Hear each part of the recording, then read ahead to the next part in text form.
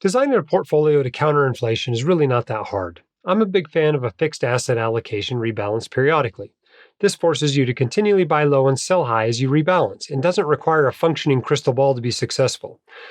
You don't want to have to be able to predict the future in order to reach your financial goals. You need a portfolio that's going to beat them in a wide variety of future economic scenarios. My own inflation busting portfolio consists of 60% stocks, 20% real estate, and 20% bonds.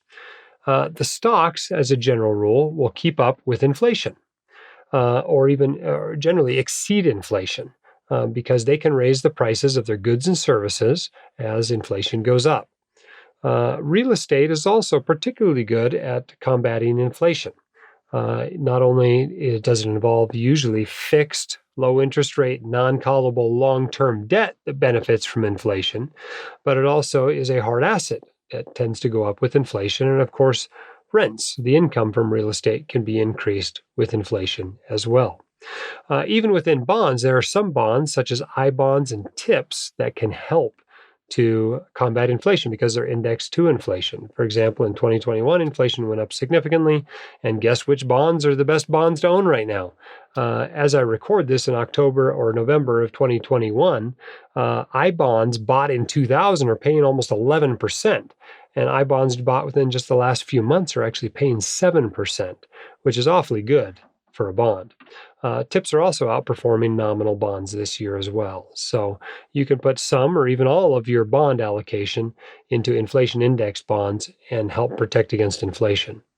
You can also keep the duration of your nominal fixed income investments short. And theoretically, the way that inflation is combated by governments is by raising interest rates. And so the shorter your fixed income investments, the quicker you can take advantage of increased rates.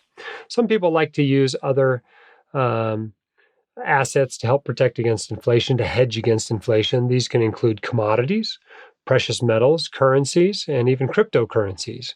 How they work is not always clear, but as a general rule, they tend to do better in an inflationary environment than a long-term treasury might.